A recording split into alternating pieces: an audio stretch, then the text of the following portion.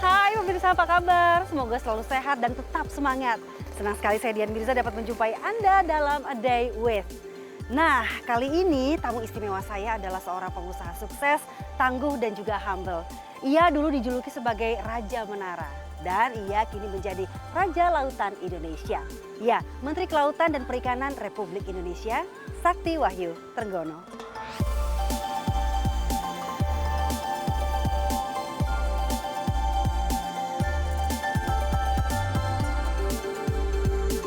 Hai Pak Trenggono, apa kabar?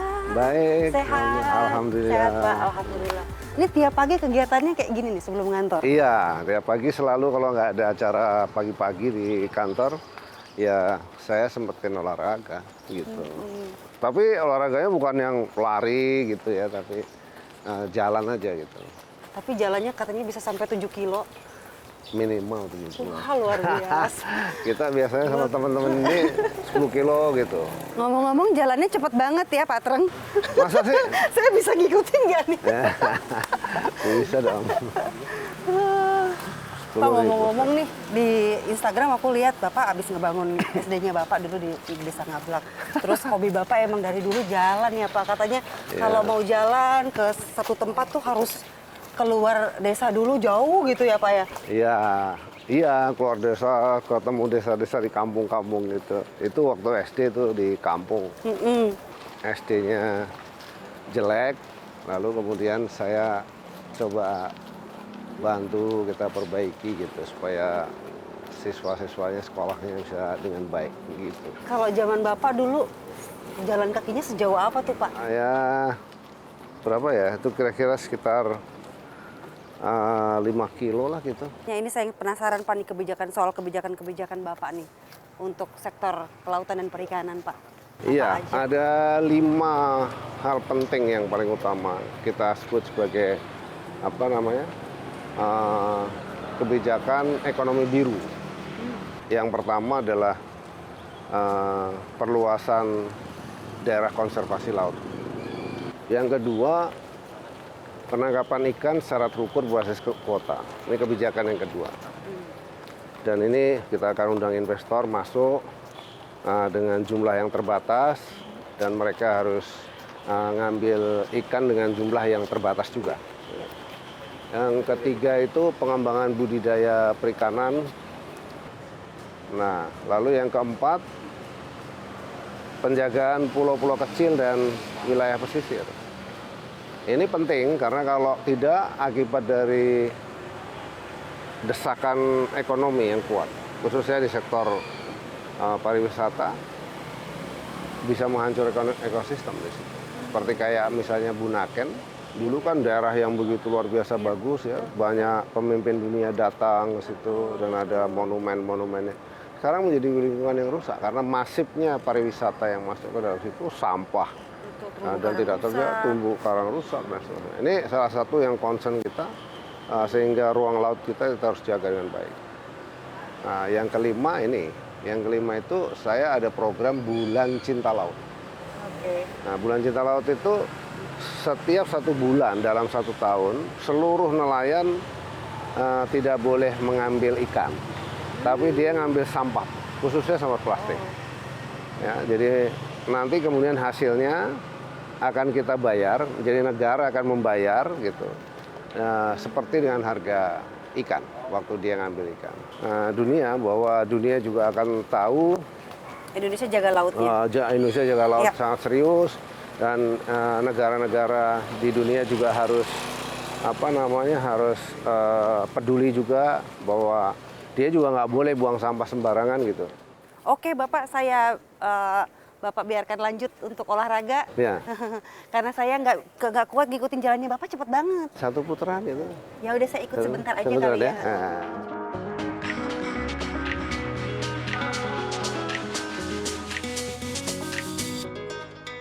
Akhirnya kelar juga jalan pagi bareng Pak Trenggono. Emang dia itu sangat memperhatikan kebugaran sebelum melakukan aktivitas. Nah itu biasanya tuh 10 putaran, ini baru 2 putaran saya udah capek ngikutin dan jalannya cepet banget. Nah ini masih banyak kegiatan-kegiatan lainnya, tapi sebelumnya saya dan Pak Trenggono mau ngopi-ngopi ngeteh-ngeteh dulu nih. Gitu. Jadi yuk ikutin aku yuk. Ca. Aduh, lumayan juga ngopi ya. Iya asik. Baru 2 kilo udah. Kan udaranya bagus ini. Iya. Mendung gitu, nggak panas. Tapi nggak dapat Sejuk ya? vitamin D. Iya, sejuk. Udaranya bagus. Diminum ya Pak? Ayo. Boleh ya? Ya.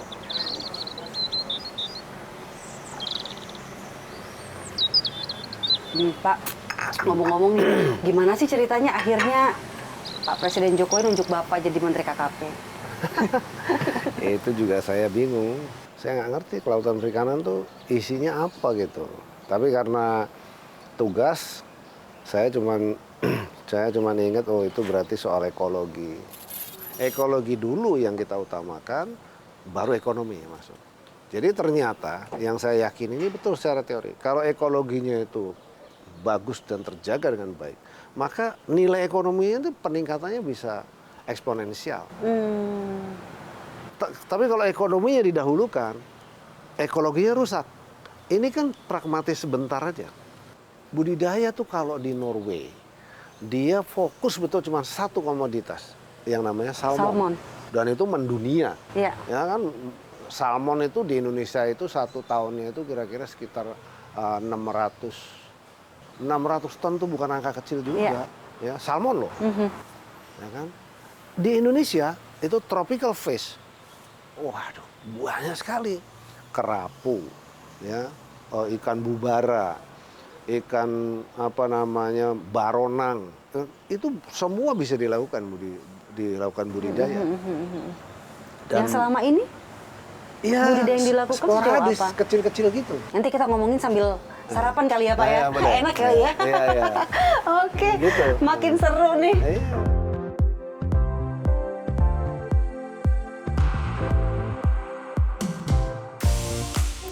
Nah ini ikan Napoleon yang kata Bapak 3 juta per kilo. Bukan.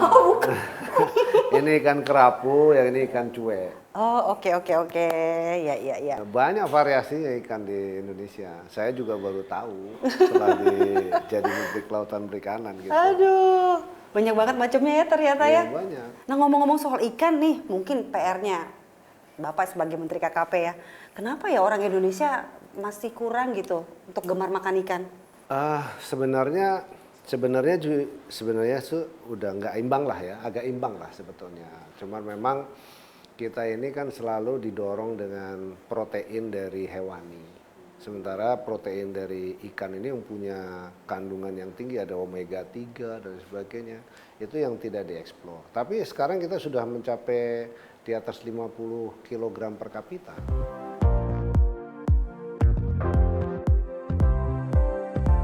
Habis makan, ayo kita bakar kalori dengan kuis. Oke, saatnya aku tanya-tanya soal lain atau sisi lain dari Pak Sakti Wahyu Trenggono. Siap?